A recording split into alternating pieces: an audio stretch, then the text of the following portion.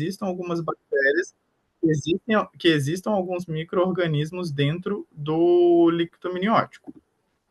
No nosso trabalho, a gente conseguiu avaliar que existe sim uma associação com prematuridade. Eu trago aqui, a gente, para quem não conhece o trabalho, né, a gente fez então uma meta-análise, uma revisão sistemática, uma meta-análise, avaliando a associação do sludge amniótico e a prematuridade.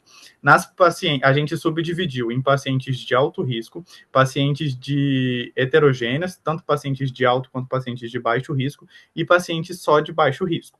Quando a gente avaliou as pacientes de alto risco, a gente percebeu que sim, o sludge é um marcador de risco para trabalho de parto prematuro, inclusive para pacientes que tinham um colo curto. Então, ele é um fator de risco independente do colo curto para trabalho de parto prematuro.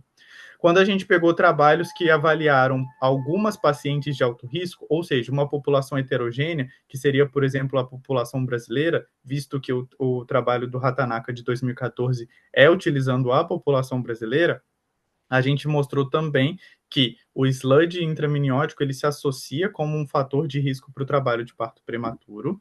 Como eu disse, nas pacientes com colo curto, independente do colo curto, ele é um marcador de risco para o trabalho de parto prematuro. Então, assim, a paciente com colo curto, ela tem maior chance, ela tem maior risco de evoluir com trabalho de parto prematuro, e se ela tiver sludge, ela tem ainda mais risco de evoluir com trabalho de parto prematuro, porque ele é um fator de risco independente do colo curto. A gente viu também que o sludge, ele se associa com risco de rotura prematura de membranas ovulares, então a paciente que tem sludge, além de ter maior risco de entrar em trabalho de parto antes da hora, principalmente abaixo de 37, 34 semanas, ela tem maior risco de evoluir com rotura prematura das membranas ovulares, ela tem maior risco de evoluir com coriomielonite clínica, e ela tem maior risco de evoluir com coriomielonite histológica também. Ah, mas por que pensaram que o sludge é um marcador de risco amniótico? Por que pensaram que o sludge está associado com infecção intramniótica? O Romero, ele em 1992, se eu não me engano, junto com Spinoza, eles estudam muito sludge. E aí, num dos trabalhos deles, eles avaliaram o trabalho do Spinoza isolado, se eu não me engano. Eles fizeram uma avaliação macroscópica desse sludge. E aí eles perceberam que essa avaliação macroscópica do sludge, ela se assemelha muito ao pus, quando a gente pensa, né? Isso daqui é uma imagem de um desses trabalhos que ele avalia o aspecto macroscópico do sludge. E aí eles perceberam que esse aspecto macroscópico é muito semelhante ao do pus.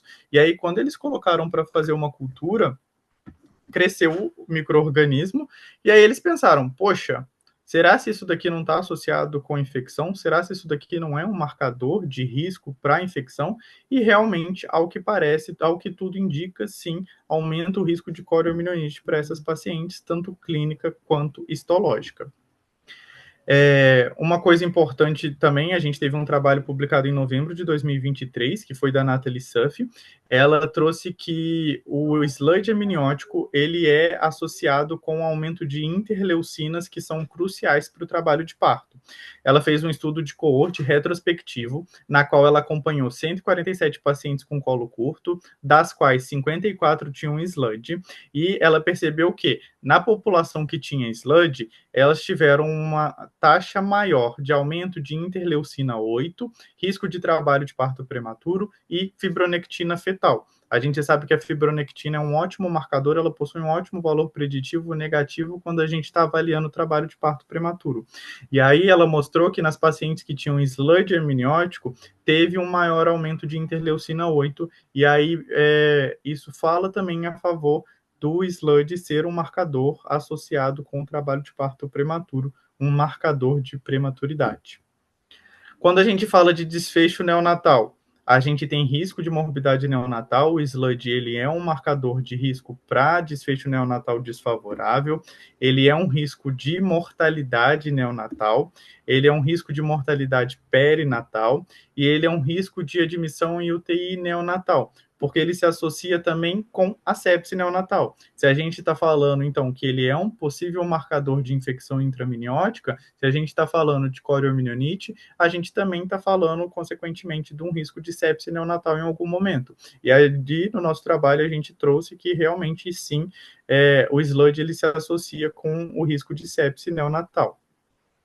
E aí, agora falando um pouquinho sobre o uso de antibiótico terapia, que agora sim é uma parte que a gente não conseguiu avaliar no nosso trabalho, porque para a gente fazer uma meta-análise, teoricamente, a gente tem que ter meio que, para quem não sabe, meta-análise, né? Para quem não sabe, eu vou tentar explicar de uma forma bem básica.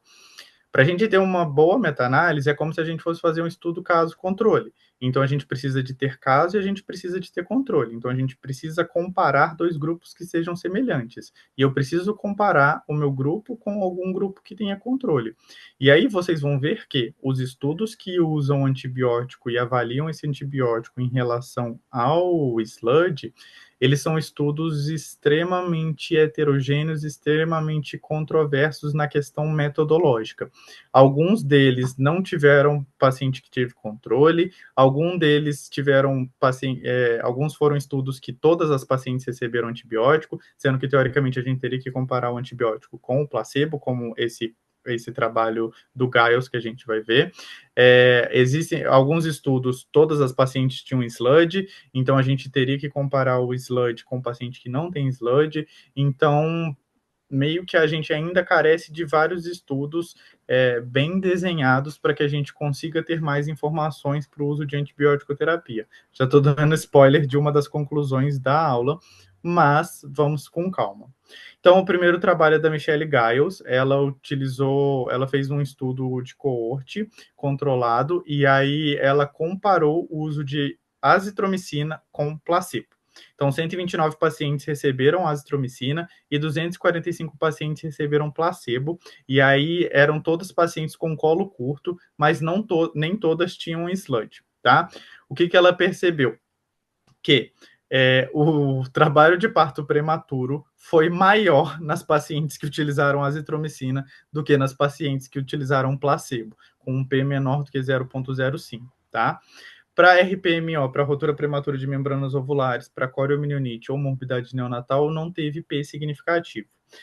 Não se sabe exatamente o que aconteceu nesse trabalho, mas uma das conclusões é a azitromicina, como antibiótico isolado, não deve ser utilizada no tratamento do SLUD, pois nesse estudo específico eles não conseguiram mostrar que teve algum grau de tentar postergar, tentar diminuir a prematuridade.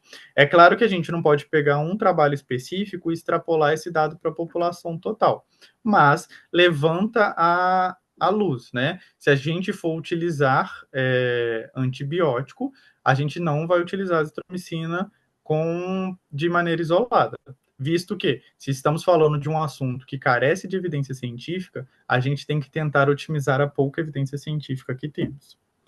O próximo trabalho foi do Ryan Cuff. O Ryan Cuff, em 2020, ele publicou um trabalho que avaliava o efeito do antibiótico no SLUD. Ele dividiu as pacientes que acompanhavam com ele em 3 grupos diferentes, na qual 46 fizeram uso de azitromicina, 5 fizeram uso de moxifloxacina e 46 pacientes receberam placebo. Ele não teve nenhum... O uso do antibiótico não reduziu prematuridade, não reduziu rotura prematura de membranas ovulares, não reduziu o risco de UTI neonatal, não reduziu o risco de sepse neonatal. Então, assim, o uso de antibiótico, mais uma vez, da azitromicina, não parece reduzir a prematuridade nas pacientes com SLUD e não parece reduzir a rotura prematura de membranas ovulares e suas complicações, tá? O que ele trouxe que eu acho interessante desse trabalho?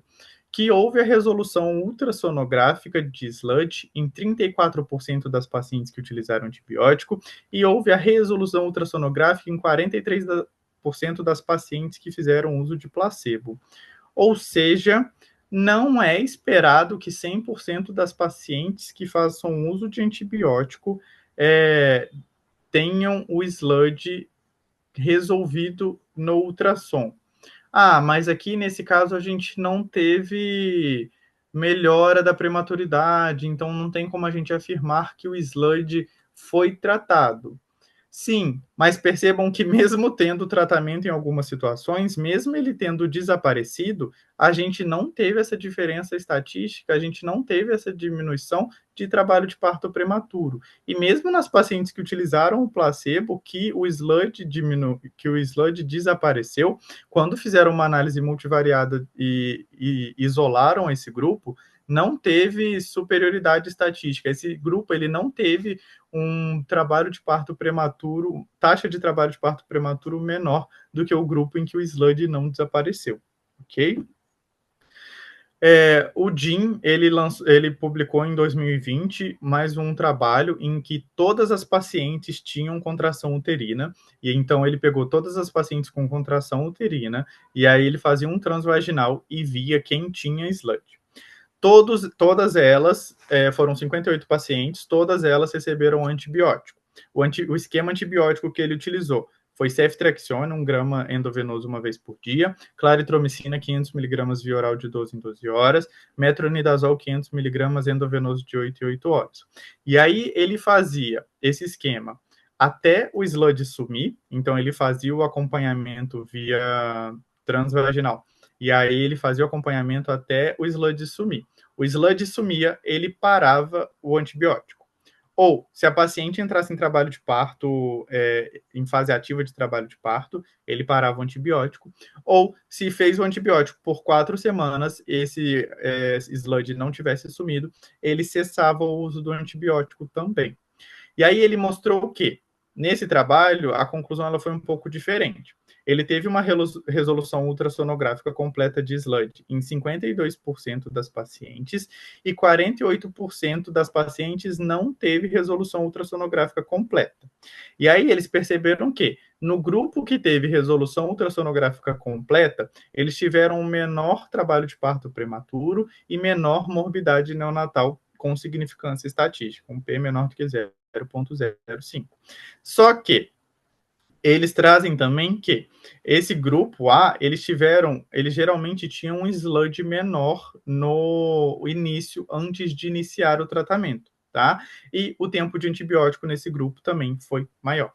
E uma coisa muito interessante que eles trazem geralmente, os pacientes que responderam que sumiu, a grande maioria sumiu até 2 semanas. Quem não sumiu depois de 2 semanas, dificilmente sumiu depois.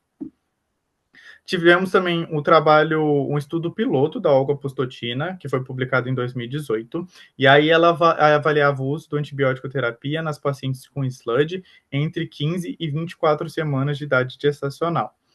O trabalho dela foi um pouco mais complexo e usou um pouco mais de artifícios, digamos assim. Então, foi um estudo prospectivo, que ela pegou pacientes que tinham SLUD. E aí ela dividiu em 3 grupos. Ela primeiro dividiu nas pacientes que não tinham colo curto, então em pacientes que tinham um colo maior do que 25 milímetros, foram 8 pacientes. Essas pacientes que tinham SLUD, mas não tinham colo curto, elas receberam clindamicina, com cefoperazone com sulbactam, com clavulin, por 10 dias. E as pacientes que tinham colo curto, ela avaliava se essa paciente que tinha colo curto, ela era sintomática ou assintomática. Por quê? Na paciente assintomática, além do esquema antibiótico, ela recebia progesterona. Na paciente que era sintomática, ela associava uma formulação de indometacina via retal. Ela mandava manipular essa indometacina via retal, 100 miligramas de 12 em 12 horas por 3 dias, e depois 100 miligramas de 6 em 6 horas do D4 até o D7. O que ela considerava sintomas? Principalmente cólica, dor em baixo ventre, qualquer uma dessas queixas ela considerava como sintoma, e aí ela associava a indometacina ao tratamento dessas pacientes, tá? Ela trouxe que no grupo 2, tanto no 2A quanto no 2B, quando comparado com o grupo 1, ela viu que teve uma diminuição do trabalho de parto prematuro e teve uma diminuição do risco de corioamnionites nas pacientes que fizeram uso de antibiótico. E ela viu também que ela teve uma resolução ultrassonográfica completa após 2 semanas do SLUD em pacientes que utilizaram. Mais uma vez, foi outro trabalho que trouxe que o SLUD, se for para desaparecer, é para desaparecer até 2 semanas. Depois disso, ela não traz nenhum caso que desapareceu depois de 2 semanas. Tivemos também o trabalho do Ginglas, da Ginglas, perdão. Ela avaliou ela é um relato de caso, na verdade, que ela avaliou o uso de antibiótico. Era uma paciente que tinha uma insuficiência istmo-cervical, ela tinha um colo incompetente com SLUD. E aí foi uma paciente que foi feita a cerclagem com 19 semanas, foi feito metronidazol 500 mg endovenoso de 8 em 8 horas por 5 dias, ela associou azitromicina em dose única e amoxicilina 500 mg de 8 em 8 horas via oral por 14 dias.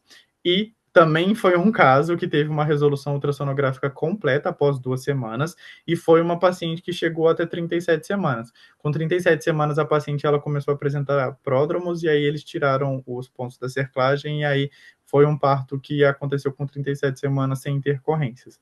E aí ela postula isso, né? Ela coloca que foi um caso bem sucedido de resolução do SLUD intraminiótico e que a paciente ela não evoluiu com o trabalho de parto prematuro, visto que foi uma gestação que chegou até 37 semanas. Tivemos também o trabalho do professor Hatanaka, da Escola Paulista. Então, ele fez um estudo controlado observacional. Então, se eu não me engano, de 2010 até 2012, todas as pacientes da escola que tinham SLUD não recebiam antibiótico, só faziam o acompanhamento ultrassonográfico. E aí, de 2014, não me lembro o nome, não me lembro o ano, peço desculpas por isso.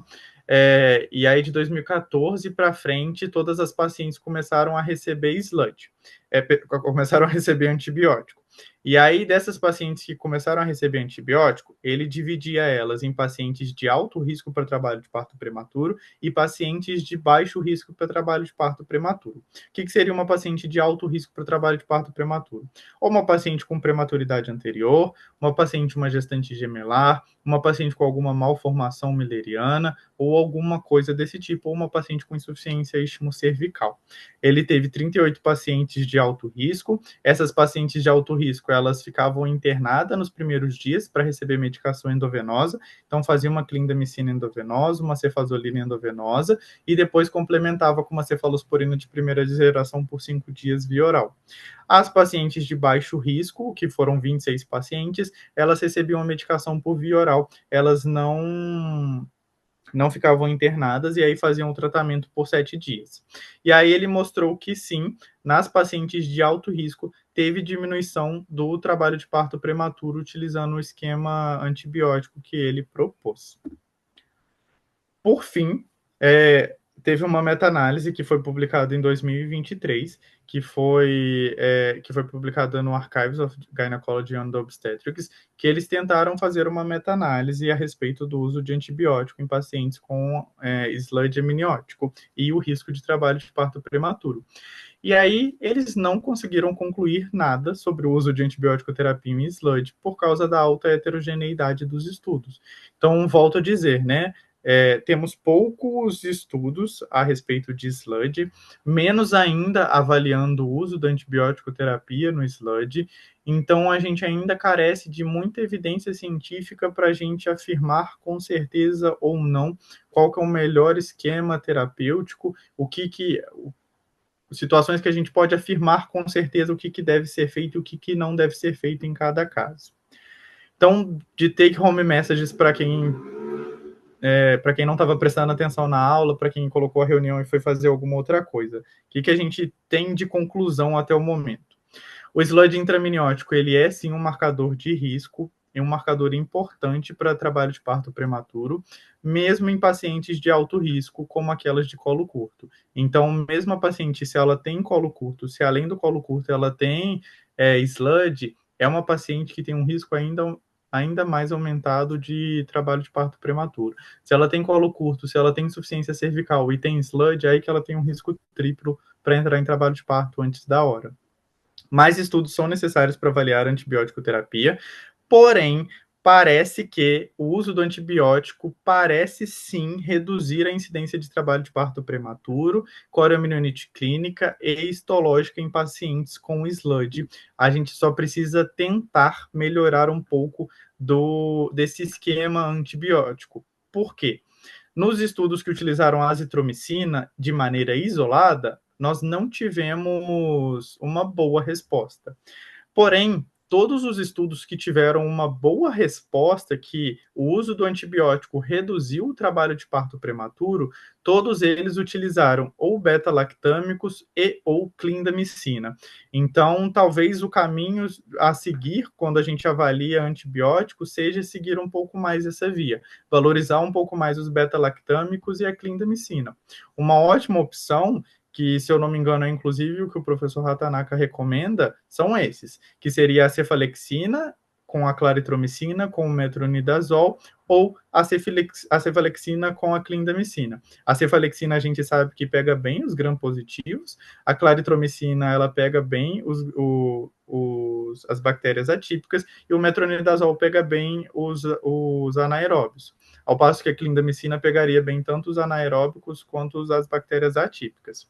E eles recomendam que, se o colo tiver menor do que 10 milímetros, considerar um antibiótico endovenoso, porque essas pacientes talvez seja melhor a gente fazer um tratamento um pouco mais invasivo, visto que a gente sabe que quanto menor o colo, maior o risco dessa paciente entrar em trabalho de parto prematuro.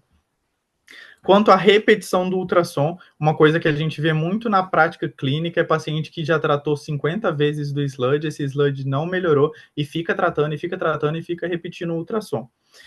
O que a gente tem até o momento? O ideal seria considerar repetir o ultrassom em até 2 semanas para verificar se houve melhora. Esses trabalhos que a gente conversou, ele geralmente repetiu o ultrassom uma vez por semana. Então, se a paciente chegou na segunda, ela fez o ultrassom na segunda que viu o SLUD, eles repetiam o ultrassom na próxima segunda e depois na outra segunda. E aí parece existir uma associação maior de resolução do SLUD em pacientes que utilizam antibiótico endovenoso, em pacientes que têm um SLUD menor, que tem uma quantidade menor de SLUD. Mas não parece haver indicação de retratamento, e mesmo sem a resolução ultrassonográfica do SLUD. Ao que tudo indica, as pacientes que fizeram uso de antibiótico e o SLUD não desapareceu, mesmo o SLUD não tendo desaparecido, parece que o uso do antibiótico parece sim diminuir o risco de trabalho de parto prematuro. Gente, era isso que eu tinha para falar. É uma aula um pouco curta, porque, como eu disse, acho que a gente tem pouca evidência científica. A gente está descobrindo cada vez mais o SLUD. Eu acho que é um assunto que vai estar em alta daqui a pouco, porque a grande maioria dos estudos, vocês podem ver que, assim, principalmente esses que avaliaram antibiótico, é tudo coisa recente, né? Porque é um tema que até pouco tempo atrás, muita gente nem acreditava em SLUD. As pessoas falavam assim, SLUD, isso para mim não é nada, o SLUD é invenção de moda, isso daí é um vernix caseoso, e aí ficava achando que era vernix caseoso num feto de 20 semanas. E assim, uma das grandes confusões do SLUD é isso. Pode ser um vernix caseoso? Pode, mas a gente vai pensar mais em vernix caseoso quando a gente estiver com 35, 36 semanas, que é uma coisa mais de feto de terceiro trimestre. Então, existem algumas coisas que confundem, alguns lugares falam que o mecônio pode se assemelhar ao SLUD, mas, mais uma vez, a gente vai pensar no mecônio numa gestação de terceiro trimestre. Se a gente tiver num mecônio numa gestação com 20 semanas associado com colo curto, tem alguma coisa muito estranha nesse caso. Acho que é isso. Se vocês tiverem alguma dúvida, se eu souber responder, estou à disposição.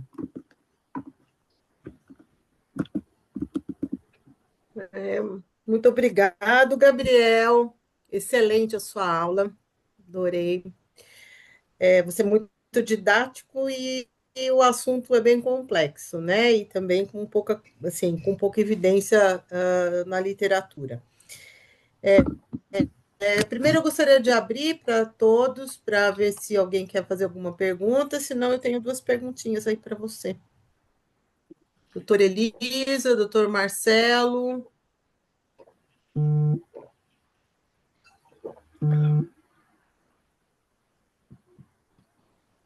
Bom, Posso falar? então eu vou fazer duas perguntas, Gabriel, para você. Uma com relação ao uso de progesterona,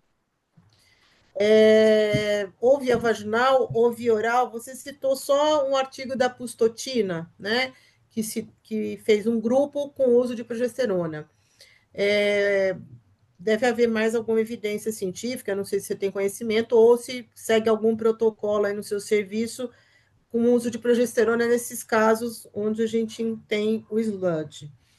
Então, a primeira pergunta é essa, e a outra, considerando que o SLUD é um marcador, né, é um fator de risco para o trabalho de parto prematuro, se existe, né, a indicação da gente fazer a fibronectina fetal, acompanhar esses casos com fibronectina fetal ou com a alfa-1 microglobulina, né, como marcadores para o trabalho de parto prematuro, se existe algum protocolo nesse sentido. Tá? É. Da questão da progesterona, existem alguns trabalhos que avaliaram o uso da progesterona em pacientes com colo curto, e aí dentro dessas pacientes, algumas pacientes tinham um SLUD associado. Mas os estudos eles não foram desenhados para isso, então todos eles têm a mesma conclusão. Todos eles trazem que não consegue associar a progesterona com a resolução do SLUD nos casos em que o SLUD sumiu no ultrassom. Porque eles não foram desenhados para isso e eles colocam essa limitação metodológica. Eles trazem também, até onde eu saiba, que não é recomendado começar progesterona só diante de um SLUD. A recomendação da progesterona seria do colo curto mesmo. Se ela tem um colo curto com um SLUD, aí que sim que ela tem indicação de progesterona de qualquer jeito, porque aí ela teria dois fatores de risco para ter um trabalho de parto prematuro. Até onde eu saiba, por mais que tenha tido esse trabalho que a gente conversou, que eles perceberam a alteração da fibronectina fetal, não existe nenhum estudo avaliando o uso da fibronectina fetal para essas pacientes. Por quê? Porque, por mais que a fibronectina fetal ela tenha um altíssimo valor preditivo negativo, não tem nenhum estudo robusto que consiga comprovar uma medida efetiva para essas pacientes. A gente consegue identificar que essa paciente tem alto risco para trabalho de parto prematuro. Beleza. O que a gente vai fazer com ela? Vamos fazer corticoide, vamos internar ela, porque assim, não é uma paciente que ela está com dinâmica uterina, então teoricamente não é uma paciente que teria indicação de fazer tocólise. Então, até onde eu saiba, não existe nenhum protocolo para isso. Acho que é uma coisa, eu acho que é um pensamento muito bom, é uma pergunta muito boa. Eu acho que é uma possibilidade assim de pensar para um protocolo para o futuro. Quando for um exame um pouco mais amplamente disponível, acho que talvez no pré-natal particular talvez seja uma coisa que vale a pena a gente considerar. Eu acho que a gente tem que tomar muito cuidado. Hoje em dia a gente acaba fazendo corticoide de rotina em pacientes que não têm tanta indicação assim. Talvez essa seria uma paciente que valeria a pena a gente ver se ela tem alguma alteração nesses exames, aí seria uma paciente que seria uma candidata boa a receber o corticoide, por exemplo. Tá Gabriel, ótimo, muito obrigada. paciente com SLUD e colo curto. Você faz circlagem normal? Pode fazer? Não pode? Vai usar antibiótico terapia mais tempo? Todos os protocolos, eles não colocam o SLUD como uma contraindicação para realizar a cerclagem. Então, se a paciente ela teria indicação de cerclagem, ela pode fazer a cerclagem. Os estudos eles não mostraram maior taxa de infecção intraminiótica de falha da cerclagem ou corioamnionites nesses casos. A única coisa que eles colocam é ter muita ressalva nas pacientes que não tinham SLUD, fez a cerclagem e apareceu o SLUD depois dessa cerclagem. Porque eles colocam que isso provavelmente foi algum hematoma que aconteceu durante a cerclagem e que não necessariamente seja um marcador de infecção intraminiótica. Então, eles não consideram que essas pacientes deveriam receber o tratamento. Tá? Mas eu acho que vale a pena individualizar caso a caso, porque como a gente conversou, né, o sangue, por mais que seja um hematoma, por mais que seja um coágulo, ele pode ser um biofilme, ele pode ser um marcador de crescimento para um micro-organismo ali a longo prazo. Então, é uma paciente que acho que vale a pena o acompanhamento. Eles não trazem que deve ser que o tratamento deve ser mais longo, mas para essas pacientes, enquanto ela estiver internada, eles recomendam fortemente que o antibiótico utilizado seja endovenoso, porque o antibiótico endovenoso ele parece se associar com melhores resultados até o momento. Tá, obrigado, Gabriel. Nada.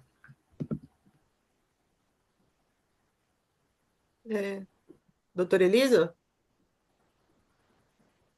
É o micro... Oi, Gabriel, isso, eu.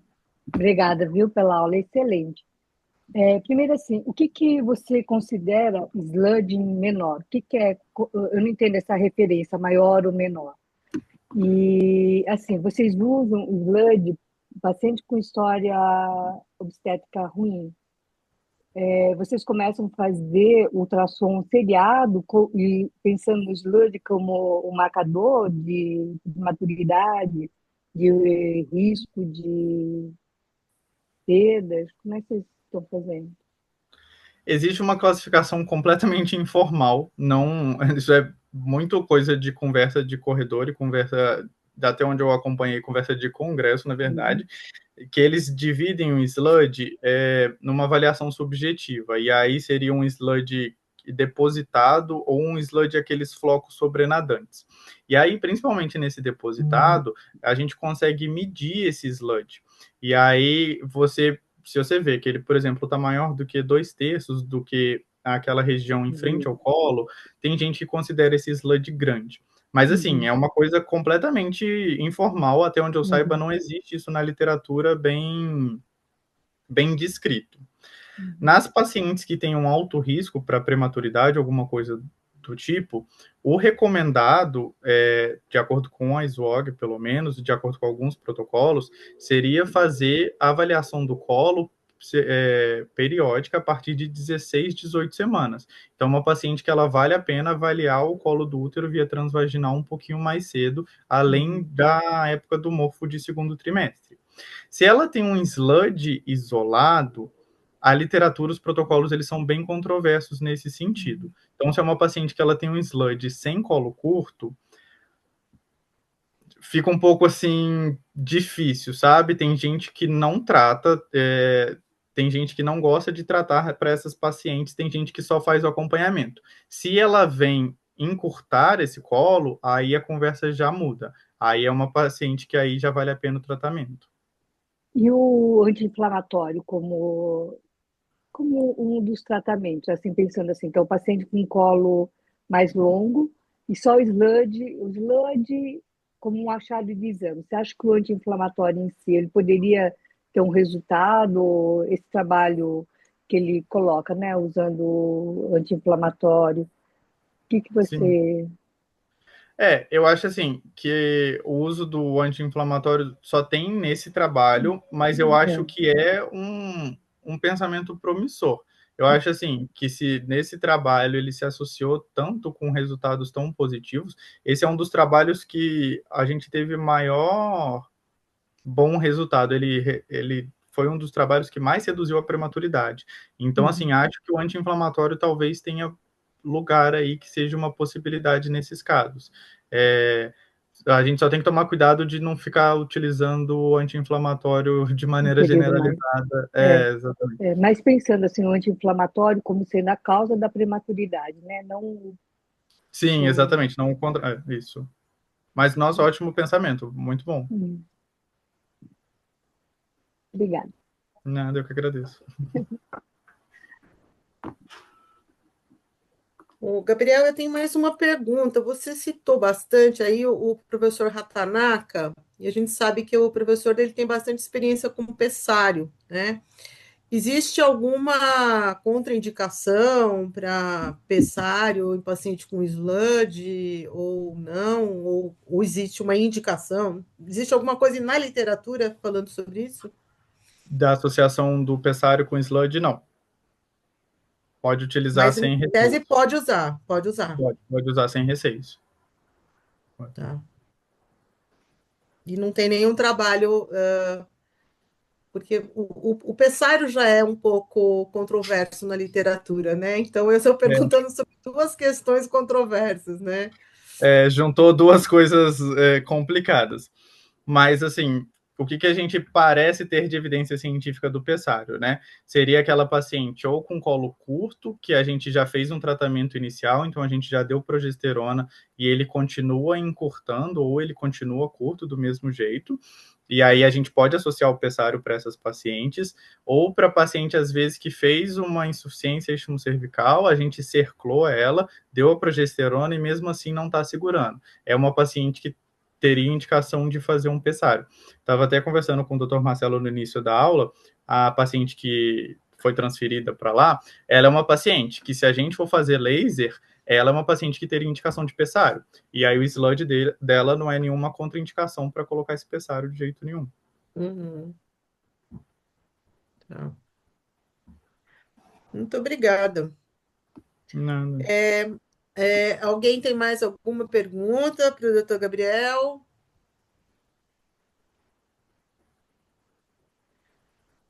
Bem, então, se ninguém tem mais perguntas, Gabriel... pode falar. Só uma coisa, desculpa, eu lembrei disso agora. Eles recomendam fazer, se for colocar o pessário nessas pacientes, eles recomendam fazer o tratamento por 48 horas antes de começar o pessário. Então, faz o antibiótico 48 horas e depois insere o pessário, tá? Mas não é contraindicado colocar o pessário nessas pacientes, não. Tá. Tá bom, muito obrigada. Então, se ninguém tem mais perguntas para o doutor Gabriel, nós queremos agradecer muito a disponibilidade dele e esperamos contar com a presença do doutor Gabriel em outras ocasiões. Eu que Certo, agradeço o Gabriel? convite. Estou à disposição. Muitíssimo obrigado, viu, gente? Então, uma boa noite a todos. Bom descanso para todos. Boa noite aí, pessoal. Obrigado, Gabriel. Muito boa sua aula. Boa noite, Parabéns. gente. Obrigado. Tchauzinho.